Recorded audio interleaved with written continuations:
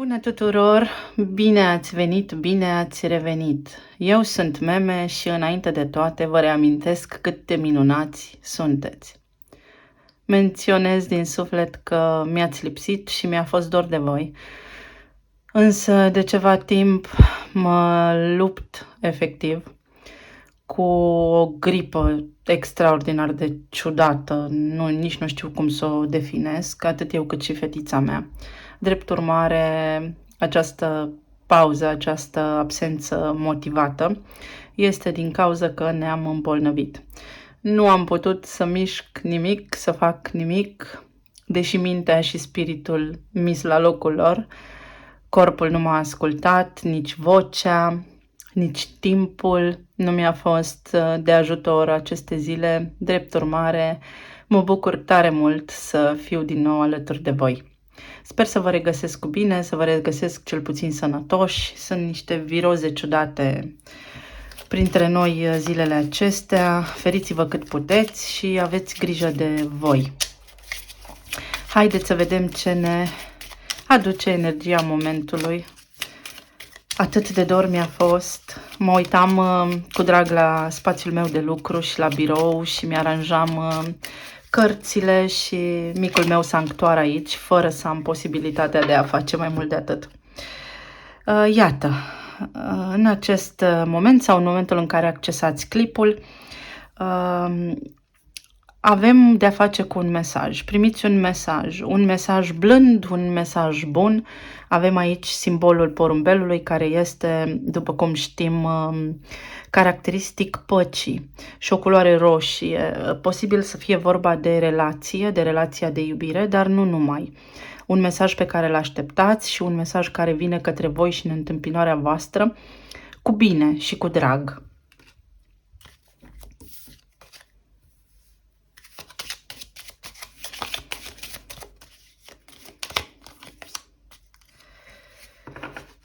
Și avem iubitul sau iubita, poate fi și de o parte și de cealaltă. Aici mai spune pentru curioși să spunem și amantul, poate fi și așa, sau cineva cu care aveți o chimie deosebită și o atracție fizică desăvârșită. Posibil să primiți în zilele ce urmează un mesaj important de la cineva cu care aveți o conexiune și o chimie foarte puternică, sau să purtați o discuție cu cineva cu care aveți acest tip de conexiune.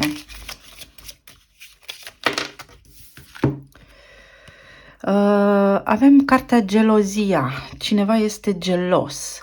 Dacă nu aveți vești de la această persoană, posibil să fiți geloși sau ei să fie geloși și tocmai de aceea să aveți cumva acest tip de abordare, acest tip de discuție pentru a clarifica lucrurile, de ce nu? Văd aici că energia masculină sau acela dintre voi care are energia masculină mai predominantă, deși corect ar fi să aparțină domnilor, este cel care cumva cere socoteală sau este cel care stă ca pe ghimpi, pe jar.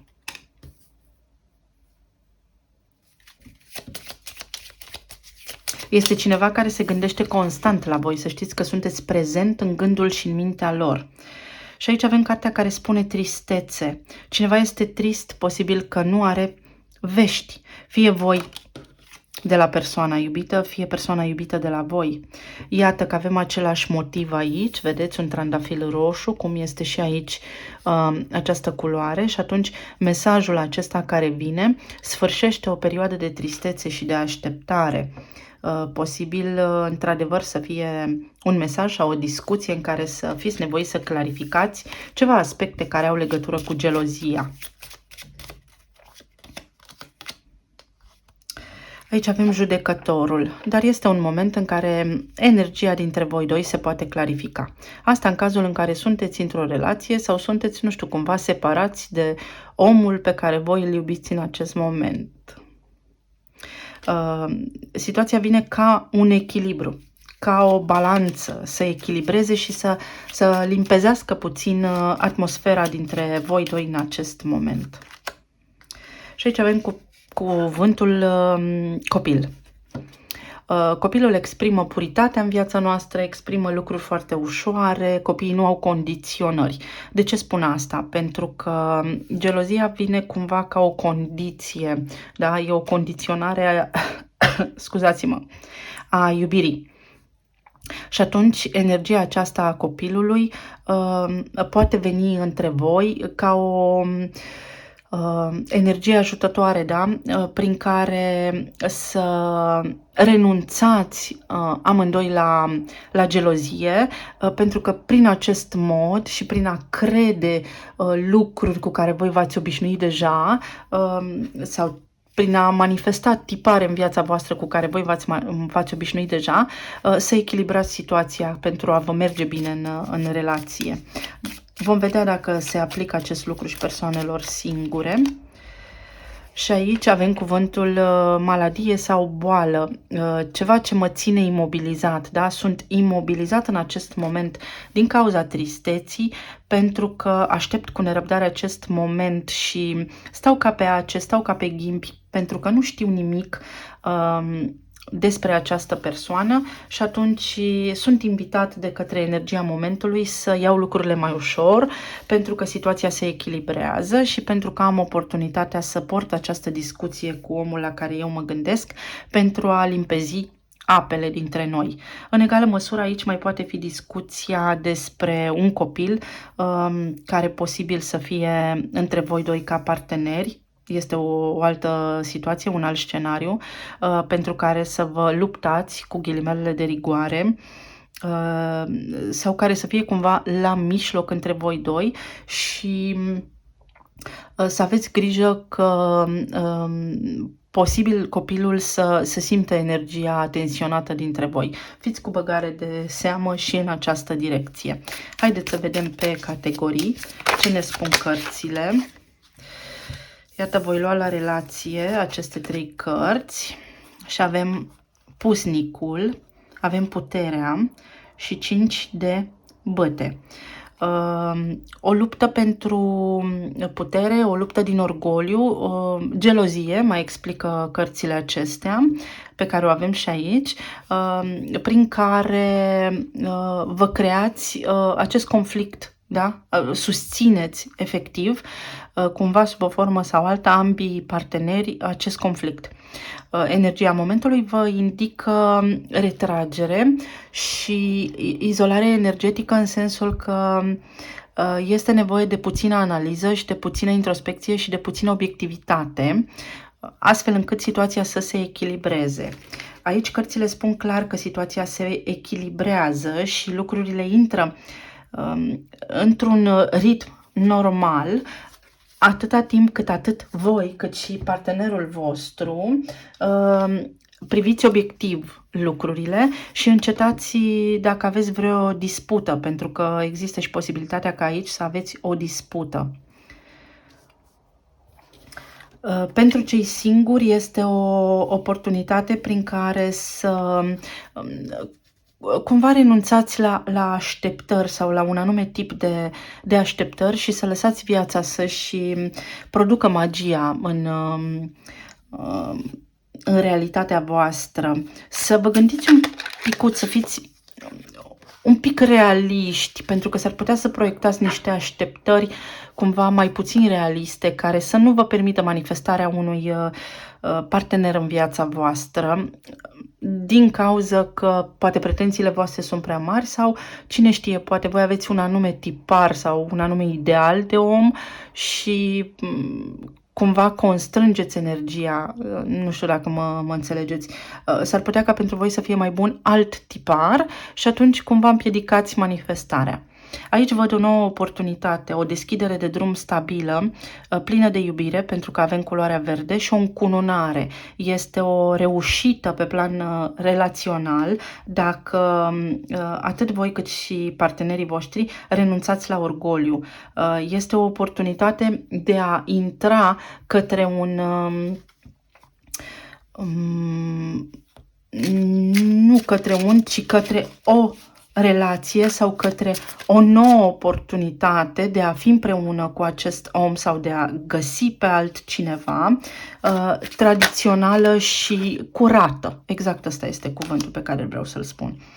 Regina de Spade spune că aici există niște condiționări despre care vorbeam și mai devreme și niște așteptări. Dacă aveți genul acesta de condiționări și de așteptări, atunci este bine să le spuneți și să le discutați aici cu partenerul vostru de viață sau cu omul la care voi vă gândiți, sau poate lipsa comunicării este condiționarea dintre voi doi acum. Cu siguranță va exista o cale și un moment în care voi veți putea să dezbateți aspectele relației dintre voi doi și situația se va echilibra. Lucrurile trebuie abordate cu o energie de copil, nu cu stres. Atâta timp cât veți fi stresați și veți lupta pentru o anumită cauză, acea cauză va persista.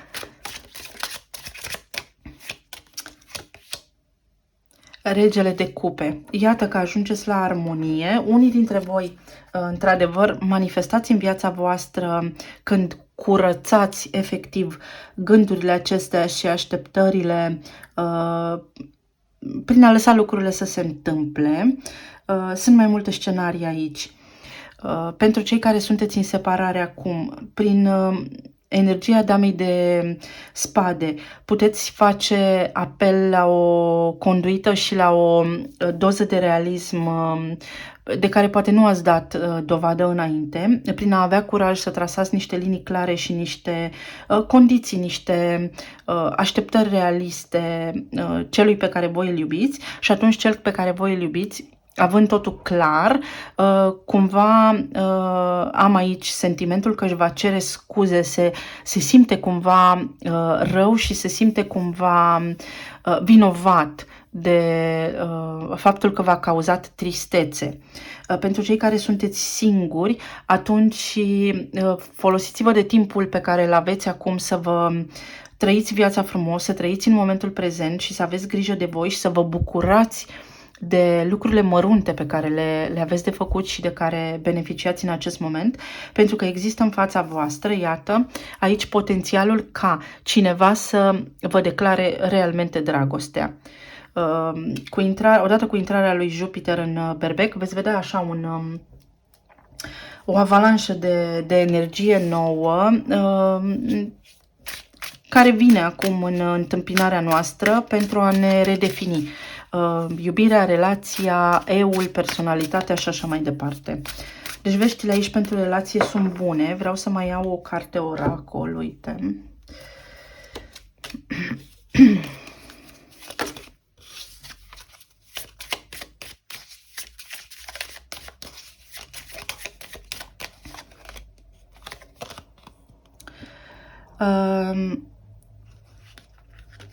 Foarte interesant. Văd lupta, văd ghinionul. Cumva văd că anterior ați avut într-adevăr parte de niște mici neînțelegeri, să le denumim așa, și că nu ați putut controla. Dacă a plecat din viața voastră, nici plecarea, dacă v-ați certat, nici cearta și așa mai departe. Însă situația se echilibrează, să știți. Trebuie să ieșiți din această stare de tristețe și din această stare de gelozie. La voi stă puterea. În momentul în care noi ne ducem către cineva, implicit, energetic, cineva se îndepărtează de noi, pentru că intrăm în energie masculină și suntem vânători. Atunci când stăm în stare de recepție, adică așteptăm, cumva cu încredere că cine este potrivit nouă vine către noi, atragem magnetic la polul opus persoana respectivă și vine singură către noi, fără ca noi să depunem efortul. Exact despre asta este vorba aici. Și iată casa. Cu siguranță veți avea această oportunitate stabilă de a reintra într-o armonie tradițională și în a vă simți acasă alături de persoana aceasta, fără dar și poate. Bun, pe plan financiar,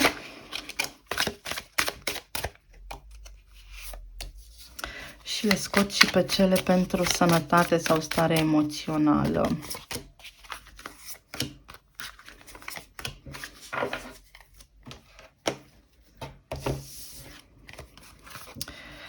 Pe plan financiar avem 6 de monede, foarte bine, regele de bâte, foarte bine și steaua.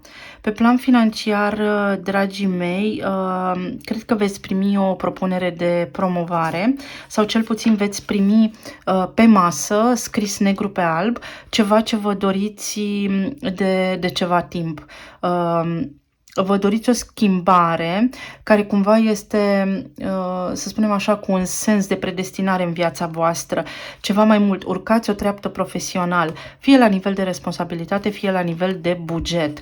Cumva vi se echilibrează planul financiar, știu că toți avem cheltuieli, nu-mi spuneți, toată lumea are, însă intrați într-un soi de armonie voi cu banii voștri. La serviciu, cumva simt că este o perioadă mai lină sau o perioadă în care vocea voastră este auzită și atunci aveți puterea să dețineți controlul asupra deciziilor pe care vreți să le luați pentru voi sau deciziile pe care le luați în interes de serviciu sunt validate de superiorii voștri și sunt exact ceea ce trebuie pentru ca voi să culegeți și roadele și meritele. Ce mai avem aici?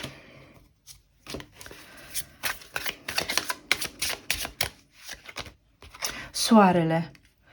Clar, pe plan financiar veți găsi toate resursele necesare sau veți întâmpina așa cumva o perioadă de calm și de liniște la nivel de finanțe.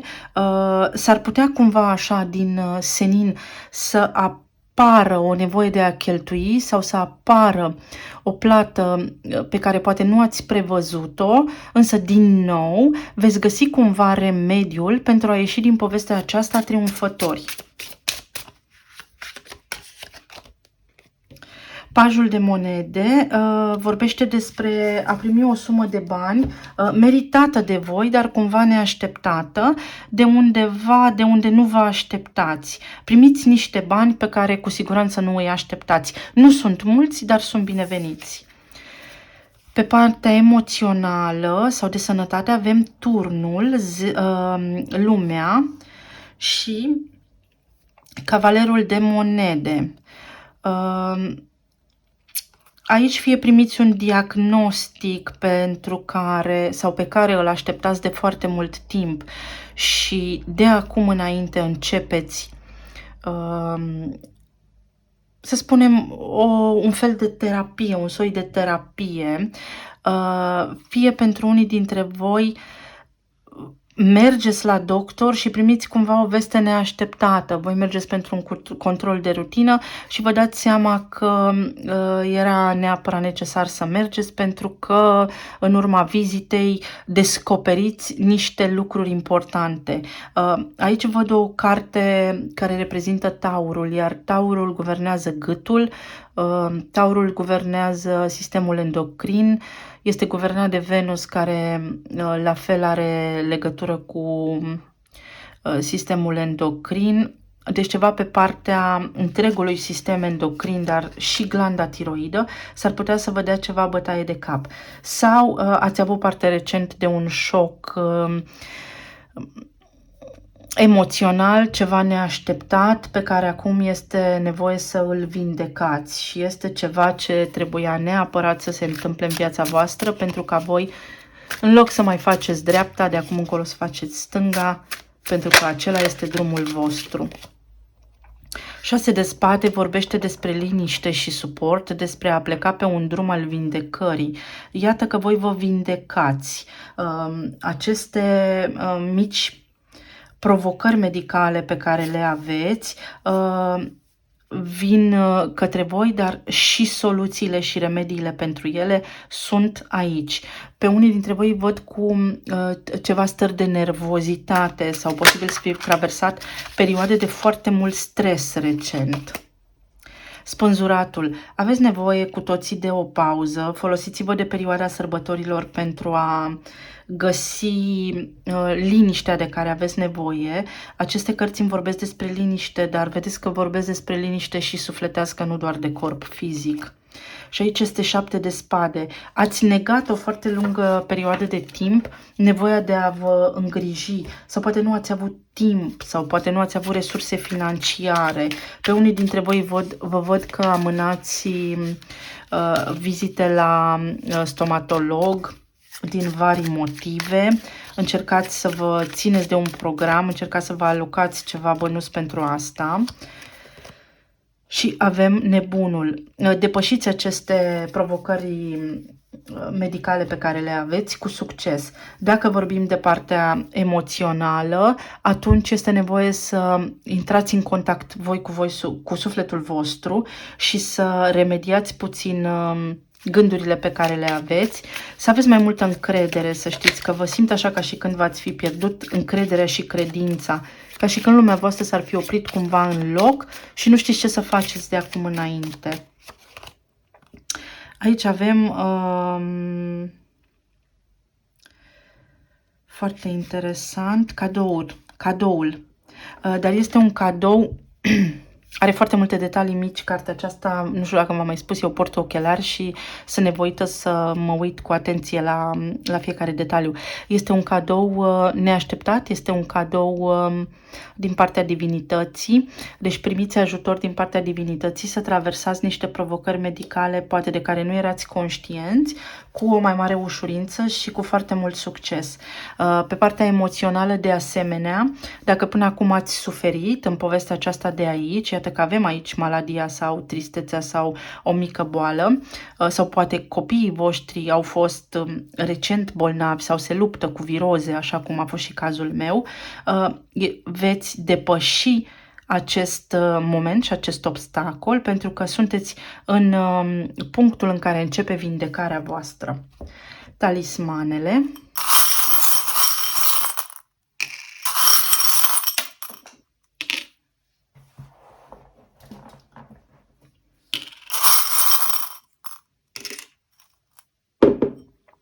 La partea de relație avem un leu și vorbeam de leu mai devreme, îl avem pe... Nu, leul e aici, la partea financiară. Un leu, adică soarele, da? Iese soarele pentru voi și voința voastră sufletească se va împlini în consecința gândurilor voastre, da? În concordanță cu gândurile voastre. Și o inițială U. Asta înseamnă uniune, asta înseamnă unire, posibil pe o dată de întâi să primiți niște vești bune sau să ajungeți să comunicați cu prilejul sărbătoririi anului nou cu cineva, drag vouă, posibil un leu, da? Sau cineva care se află într-un oraș cu U sau care are o inițială U. De asemenea, aici acest simbol spune că energia se echilibrează și că totul intră în normal. Se reia un ciclu energetic foarte bun pentru voi. Aici avem un căluț care vorbește despre cât de repede vor funcționa lucrurile pentru voi, un palmier care vorbește despre abundență și vacanță, semnul taurului și inițiala Q. Pentru unii dintre voi, în sfârșit, plecați în vacanță și veți avea bani pentru asta. Vă doriți foarte mult o vacanță. Pentru alții dintre voi, taurul vorbește despre valoarea mea și pe ce pun eu preț. Veți avea o voce, v-am spus, câștigați niște laude, da? Bine meritate, nu că le câștigați, vine către voi o recunoaștere a meritelor voastre. Iar aici, la partea emoțională, v-am spus că aveți protecție de sus, da? Deci vă trimit așa cumva divinitatea un ajutor pe care voi nu îl așteptați. Aveți o pisicuță care stă în gardă, care spune că sunteți foarte stresați și că trebuie să lăsați lucrurile să meargă mai încet, să vă odihniți efectiv. Și aici avem o coroană din aceasta care încununează binele, ca în 6 de bâte. Am eu o carte pe aici, care înseamnă succes. Deci veți avea succes atât emoțional, așa ca stare interioară, vă veți simți bine. Este o perioadă în care vă veți simți bine. Ca semne astrologice, la partea de relație, avem leu, iată, că vorbeam despre el mai devreme, foarte puternic. Această carte este tot de leu.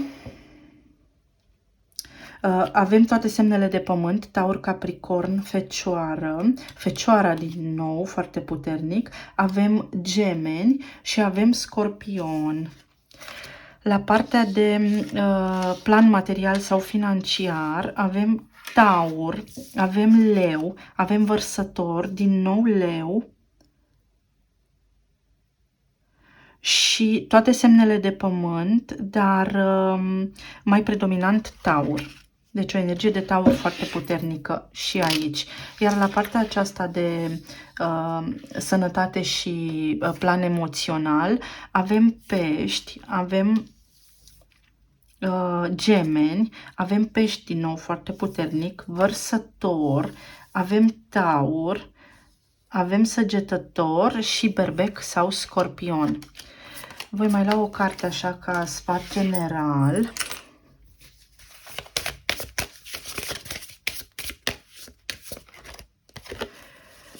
Și avem cuvântul release, care înseamnă să ne eliberăm și să dăm drumul. Abilitatea de a da drumul lucrurilor nedorite din viața noastră ne duce către împlinirea noastră, da? Deci universul ne susține prin iubire dacă noi ne eliberăm și nu ne mai opunem, dacă noi nu mai ținem cu dinții de lucrurile care nu ne mai servesc. Exact despre asta este vorba și aici, despre a înlătura tristețea și gelozia din viața noastră pentru a echilibra balanța, pentru a nu ne îmbolnăvi, pentru a ne face bine efectiv nouă și a intra în această vibrație de copil care spune necondiționat: te iubesc pentru că tu ești universul meu. Vă mulțumesc tare mult că sunteți aici cu mine. Vă mulțumesc tare mult pentru mesaje. Vă doresc să fiți bine și sănătoși și să ne reauzim cu bine și data viitoare. Pa, pa!